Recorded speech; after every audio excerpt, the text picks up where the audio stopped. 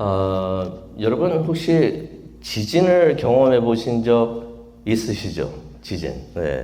우리가 LA 살고 있으니까 지진을 며칠 전에도 딱 있는데 흔들리는 것 같더라고요. 지진을 다 경험을 했는데 솔직히 그렇습니다. 우리가 LA 사니까 웬만한 지진 뭐 이렇게 좀 이렇게 흔들리면은 그거 지진으로 취급도 안 해요.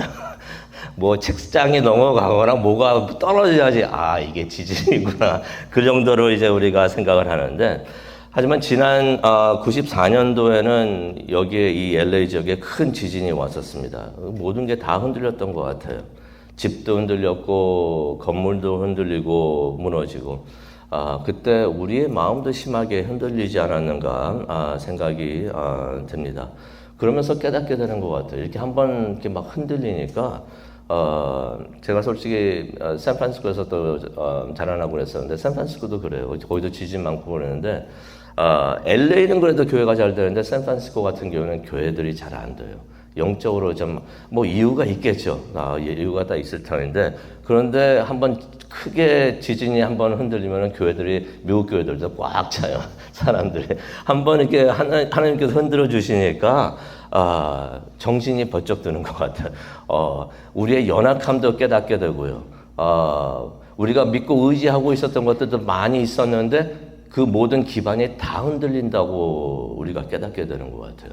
그러면서 하나님을 찾게 되는 일이 있곤 하는데, 이사야서 24장은 단순한 한 지역의 재난을 이야기하는 것이 아닙니다. 우리가 지금까지 오면서 이사야서를 보면서 어떤 나라들, 유다의 무슨 재난을 받고 그다음에 딴 나라들의 재난을 많이 받는데, 24장은 한 나라에 극한 재난이 아니에요.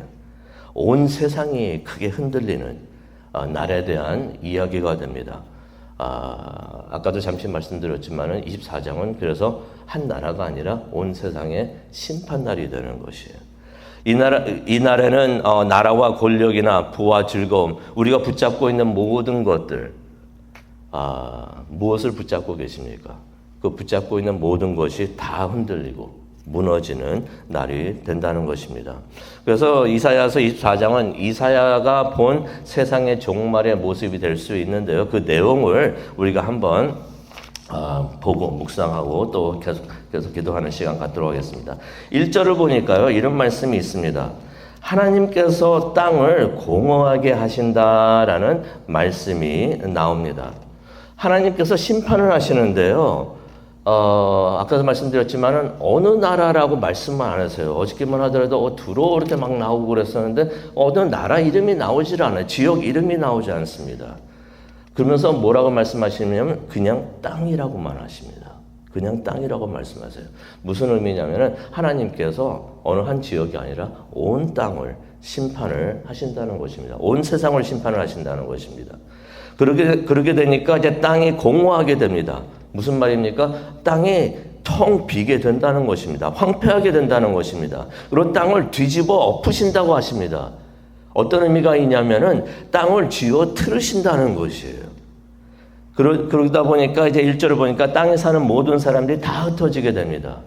누가 흩어지게 되는가? 높은 자리에 있는 사람이나 낮은 자리에 있는 사람이나 누구나 할 것 없이 다 흩어지게 된다는 말씀이 2절에 나옵니다. 이 말씀은 어떤 의미가 있냐면은 하나님께서 땅을 심판을 하시는데 모든 사람, 높은 자리에 있는 사람이나 낮은 자리에 있는 사람, 누구나 지위 뭐 그런 것 상관없이 모든 사람들을 하나님께서 다 심판을 하신다는 것입니다. 심판에서 예외되는 사람들이 하나도 없어요. 한 명도 없습니다. 모든 사람들이 하나님의 심판을 받게 되는 것이에요. 그래서 땅이란 땅은 다 텅 비게 되고 약탈을 당해가지고 황무하게 될 것이다. 그런 모습이 될 것이다 라고서 말씀을 하시는 것입니다. 교회에서 이런 이야기 하면은 세상 사람들은 그런 사람들이 있을 수가 있어요. 그거 어떻게 알아? 그게 진짜 일어난다는 거 어떻게 장담하나 라고 말할 수 있는데, 이거 반드시 일어날 줄로 믿습니다. 왜냐하면 다른 이유가 아니에요. 하나님께서 말씀하셨기 때문에. 하나님께서 이런 일이 이루어진다라고 해서 이사야를 통해서 말씀하시기 때문에. 그래서 3절에 보면 이게 하나님의 말씀이라는 것이에요. 하나님의 말씀이기 때문에 지금까지 하나님의 말씀 다 이루어졌기 때문에 앞으로도 이루어질 줄로 믿습니다. 하나님이 하시는 말씀이기 때문에 이런 일들이 이루어진다는 것입니다. 그러니 어떻게 되겠습니까? 지금 3절까지만 읽었어도 이거 이전에 있었던 무슨 지진 그거 비할 것이 아니에요. 더 심한 일이 일어난다는 것입니다. 4절을 보니까 그래서 온 땅이 슬퍼하며 한 지역이 아니라 온 땅이 슬퍼하며 쇠약해진다고 합니다. 온 세상이 쇠약해지는 것이 높은 자리에 있는 사람도 쇠약해진다는 것입니다. 세상에 있는 권력이나 권세들도 다 쇠약해진다는 것입니다. 왜 이런 일이 일어나야 되는가? 하나님은 한 나라도 아니고 온 세상을 왜 이렇게 심하게 흔드시면서 심판을 하시는가? 하나님은 왜 심판을 하시는가? 심판이 반드시 일어날 터인데 왜 심판을 하시는가? 5절에 나오죠. 땅이 더럽혀졌기 때문이다라고 말씀을 하십니다. 사람들이 이 땅에 살면서 온 땅을 더럽히고 있다는 것이에요. 온 땅을 더럽히고 있다는 게 무슨 말인가? 5절에 보니까 더 설명을 해주십니다. 하나님의 율법을 지키지 않으며 또 그의 율례를 어기면서 하나님과의 언약을 깨트리면서 더럽히고 있다라고 말씀을 하시는 것입니다. 하나님께서 말씀을 주셨는데 이 말씀을 지키지 않고 금년도 우리가 말씀을 삶으로 살자라고 하는데 이거 참 중요한 것이에요. 하나님께서 나중에 세상을 심판을 하시면서 그 심판하시는 기준이 뭐냐면 너 말씀을 지켰냐 안 지켰냐, 말씀대로 살았냐 안 살았냐, 그것을 심판을 하신다는 것입니다. 우리가 하나님의 말씀을 지키지 않고 있을 때 이거 우리가 가볍게 여길 것이 안 되는 것이, 그러고 있을 때 우리가 죄를 짓는 것이고, 그러니까 죄가 꼭 굳이 감옥에 가야만이 죄가 되는 것이 아니고 누구한테 티켓을 따야만이 죄가 되는 것이 아니고 하나님의 말씀을 안 지켰을 때 그게 죄가 되는 것이고 그것 때문에 우리가 세상을 더럽히고 있다는 것입니다. 그래서 6절을 보게 되니까 저주가 땅을 덮고 사람들은 형벌을 받게 될 것이다 라는 말씀이 있습니다. 이전에도 이런 일이 있었죠. 이전에도 이런 같은 이유로 홍수의 심판을 받았는데 노아 때 그런 일이 있었는데 사람들은 변하지 않는 것 같아. 그때도 그렇게 심하게 세상을 더럽혀서 하나님께서 깨끗이 한번 청소를 하셨는데 지금도 사람들이 같은 일들을 하고 있어서 하나님께서 심판을 하신다는 것입니다. 계속해서 하나님과의 약속을 어기면서 하나님의 말씀을 따르지 않고 있기 때문에 그러면서 죄를 짓는다는 것입니다. 그런데 이전에는 하나님께서 물로 심판을 하셨어요. 그런데 무지개를 주시면서 말씀하셨죠. 다시는 물로 심판하지 않으신다고. 그러면서 이번에는 어떤 심판이 있는가? 6절을 보게 되니까 불의 심판이 있다라고서 말씀을 하십니다. 사람들이 정죄함을 받아가지고 모두 불에 탈 것이다 라는 말씀이 있습니다. 그런데 6절을 보게 되니까 살아남는 사람들이 있어요. 다 죽는 게 아니에요. 살아남는 사람들이 있는데 그 수가 조금밖에 없다. 많은 사람들이 아니고 조금밖에 없다라는 말씀이 있습니다. 그러면서 이제 6절부터 13절을 보게 되면은 심판이 온 세상에 내려질 때 모습을 그리고 있는데요. 7절을 보니까 포도즙이 슬퍼하고 포도나무는 시들고 사람들은 탄식할 것이다. 여기서 중요한 것은 포도즙하고 포도나무가 아니라 슬퍼한다는 것이. 슬퍼하고 탄식하고 애통해하고. 8절을 보게 되니까 기쁨이 사라지고 웃음소리가 들리지 않는다는 것이. 언제? 그날에. 하나님께서 심판하신 그날에. 9절을 보니까 즐겁게 노래하는 자도 없고 성은 허물어지고 집집마다 문이 잠겨가지고 오가는 사람들도 없다라고 해서 10절에 말씀하십니다. 하나님의 심판의 날이 오게 되면은 웃음이 사라지고 기쁨이 사라지고 슬픔이 있고 애통함이 있게 된다는 것이. 그래서 그런 생각이 들어요. 하나님이 심판하실 때 어떻게 좀 이렇게 빈틈이 있지 않을까? 빈틈에 딱 들어가면 그 건물이 무너져도 빈틈이 있으면 거기에 들어가게 되면 살아나는 사람들 있잖아요. 혹시 하나님이 심판하실 때 그렇게라도 살아날 수 있지 않겠는가라고 생각이 들 수가 있는데 하나님께서는 빈틈이 없으십니다. 꼼꼼하십니다. 13절에 나오는데요. 하나님께서 심판을 하실 때 허투루 하지 않으신다는 것이. 빈틈없이 꼼꼼하게 하신다는 말씀이 있습니다. 13절을 보니까 마지막 올리브 나무 열매를 놓치지 않으려고 주음같이, 또 마지막 포도알도 추수할 때 마지막 포도알도 놓치지 않으려고 주음같이 하나님께서 빈틈없이 심판을 하실 것이다 라는 말씀이 있습니다. 그러니 하나님의 심판을 받지 않는 사람이 하나도 없다는 것이에요. 이 말씀만 생각하면은 너무나 그 날이 두렵기만 합니다. 그런데 그렇지가 않습니다. 우리는 예수님을 믿고 구원받은 사람들이잖아요. 우리들은 어떻게 되는가? 이 말씀이 이제 14절부터 나오는데요. 하지만 그때 소리를 높여가지고 온 세상은 슬퍼하면서 기쁨이 없어지고 웃음이 사라지고 그러는데 그때에 기뻐하면서 노래할 사람들이 있다라고서 14절에 말씀을 하십니다. 이 사람들이 어떤 사람들인가? 하나님이 심판을 하시면서 불을 내리시는데 그때 불에 타지 않고 살아남는 사람들이 있다는 것이에요. 하나님의 심판이 실수로 놓친 사람들이 아니라 빈틈없으신 하나님께서 일부러 하나님의 뜻 때문에, 하나님의 약속 때문에 하나님께서 남겨두시는 사람들이 있는데, 심판을 통해서 살아남게 하시는 사람들이 있는데 바로 믿는 사람들을 하나님께서 그렇게 해주신다는 것입니다. 그 사람들이 14절을 보게 되니까 바다에서 주를 기뻐하며 찬양을 한다고 하는데 여기서 이게 서쪽을 말합니다. 서쪽에서 주를 기뻐하면서 찬양을 하고 15절을 보게 되니까 동쪽에서도 하나님의 영광을 돌리면서 찬양을 하고 여기저기에 많이 있습니다. 많이 있는 것이에요. 서쪽에서도 하나님을 기뻐하면서 찬양을 하고 동쪽에서도 그렇게 하고 16절을 보니까 땅끝에서도 찬양을 합니다. 무슨 찬양을 합니까? 의로우신 주께 영광을 돌리세. 영광 할렐루야 하면서 그 순간에 기뻐하면서 하나님을 찬양하는 사람들이 있을 것이라는 것입니다.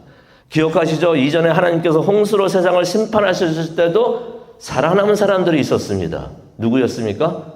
의로웠던 노아하고 가족이 하나님을 통해서 구원을 받았는데 이번에도 의로운 사람들을 하나님께서 심판해서 구원해 주신다는 것입니다. 하나님은 심판을 하지만은 살아남는 사람들이 있을 것이라는 것입니다. 그들이 살아남아서 공정하신 하나님께 모든 영광을 드리면서 찬양을 한다는 것입니다. 구원받는 사람들이, 하나님의 사람들이 기뻐서 하나님을 찬양하는 일이 있을 것이라고 하나님 성경에서 말하고 있는 것입니다. 우리들이 바로 그런 사람들이 되는 줄로 믿습니다. 우리가 예수님을 믿고 있기 때문에 구원을 받고 그래서 하나님께 심판하실 때 우리도 심판대에 서지만 하나님께서 예수님의 흘리신 그 보혈의 피로써 우리가 구원받고 우리가 구원을 받고 또 우리가 살아남는 사람들이 되는 줄로 믿습니다. 우리가 그 순간에 함께 모여가지고 하나님을 기쁘게 찬양하는 우리 모두가 되기를 원합니다. 그러면서 이제 마지막 심판을 통해서 하나님의 위대하심을 우리가 보게 되는데요. 18절을 보니까 사람들이 비명을 지르면서 도망하고 그러면 또 도망을 하지만 함정에 빠진다라는 말씀이 있습니다. 함정에 빠지면은 기어 나와야죠. 근데 18절을 보니까 함정에서 기어 온다고 하더라도 그러면 덫에 걸릴 것이다 라는 말씀이 있습니다. 솔직히 도망가려고 해도 아무 소용이 없는 것이 18절을 보니까 하늘에서 문이 열리고 머릿속에 한번 그려보시기 바라요. 하늘에서 문이 열리고 땅의 기반이 흔들릴 것이다 라는 말씀이 있습니다. 하나님께서 하늘문을 여시고 강한 손으로 온 땅을 막 흔드시는 것이. 그랬더니 19절을 보니까 땅이 깨지고 쩍쩍 갈라지고 마구 흔들릴 것이다. 94년도에 LA 지진 비교할 것도 안 돼요. 20절을 보니까 그래서 땅이 술에 취한 사람처럼 비틀거리고 흔들 것이다. 그러면 쓰러지게 되겠죠. 근데 땅의 죄가 너무 무거워서 쓰러진 후에 일어나지 못한다고 말씀하십니다. 그런데 하나님께서 죄를 지은 사람들만 심판하시는 것이 아니에요. 21절을 보니까 하늘의 높은 군대를 벌하신다고 하십니다. 뭘 말하냐면요. 하늘의 권세도 하나님께서 심판하신다는 것이에요. 또 세상의 왕들도 심판하신다는 말씀이 있습니다. 이 말씀을 보면 기억나는 말씀이 있습니다. 에베소서 6장에 나오는 말씀. 지금까지 계속해서 우리가 영적 싸움을 하고 있으면서 지금 세상을 주관하고 있고 세상을 지금 그렇게 악하게 하고 있는 그런 권세들이 있는데 그 권세들을 하나님께서 이때 다 심판하시면서 영적 전쟁 그것을 마무리하시고 승리하실 것이다 라는 말씀이 나옵니다. 그러면서 이제 사탄과 그의 세력들을 어떻게 하시는가 22절에 나오는데요. 죄수처럼 지하 감옥에 갇혀 있다가 그들이 여러 날이 지난 후에 영원한 형벌을 받게 될 것이다 라는 말씀이 22절에 나옵니다. 이거요. 나중에 집에 가서 한번 읽어보세요. 요한계시록 20장에 나오는 말씀이 되는 것이에요. 이 일이 있은 후에 무슨 일이 있게 되는가 너무나 기쁜 말씀이 되는데요. 23절에 나오는 말씀이 됩니다. 하나님께서 왕이 되시고 영광을 나타내실 것이다. 하나님께서 천국에 그의 나라를 세우시면서 하나님께서 이제는 왕이 되어 주신다는 것입니다. 천국에서 하나님의 영광을 나타내시면서 하나님의 뜻을 이루신다는 것입니다. 세상 모든 것이 다 흔들려도 흔들리지 않는 나라가 있습니다. 히브리서 12장 28절을 보면은 천국이 그러한 것을 성경에서 말하고 있습니다. 영원히 흔들리지 않는 나라가 있는데 그 나라를 하나님께서 우리에게 주셨다고 말씀하십니다. 예수님을 믿고 구원받은 우리 모두는 그러한 하나님, 천국에 들어가면서 하나님의 나라를 얻게 되는 줄로 믿습니다. 영원히 흔들리지 않는 나라. 그러니 그것을 생각을 하면서 하나님께 감사를 드리고 하나님을 예배하는 지금부터 하나님을 예배하는 우리 모두가 되기를 간절히 축원합니다. 기도하시겠습니다. 사랑과 은혜가 충만하신 하나님 아버지 감사합니다. 오늘 이 아침 하나님 앞에 나와서 하나님의 말씀을 보면서 기도하게 해주시고 또 아버지와 함께 예배하게 해주시니 정말로 감사합니다. 정말 말은 많이 하는데 진짜로 올까? 안 올 거야 생각하면서 우리가 영적으로 나태해지지 않게 하여 주시옵소서. 구약에서도 이사야를 통해서도 하나님께서 말씀하시고 또 요한계시록을 통해서도 그날이 반드시 올 거라고 말씀하셨는데 세상의 모든 것이 흔들어지고 무너지는 날이 되지만은 예수님을 믿는 우리들, 예수님의 보혈의 피가 묻혀져 있는 우리들은 구원받고 기뻐하면서 찬양하고 하나님께서 영원히 흔들리지 않는 그 땅 천국에 들어가게 해주신 것을 생각하고 영광 할렐루야 하면서 우리가 하나님을 찬양하고 예배하는 우리 모두가 되게 하여 주시니 정말로 감사합니다. 미리 하나님께서 주실 그 은혜를 생각하면서 우리가 열심히 하나님을 섬기고 감사하며 아버지와 신앙생활을 할 수 있는 우리 모두가 될 수 있도록 하나님 은혜 내려 주시옵소서. 그것을 위해서 지금 기도하기를 원합니다. 함께하여 주시고 우리의 기도를 인도하여 주시옵소서. 감사합니다. 예수님의 이름으로 기도합니다.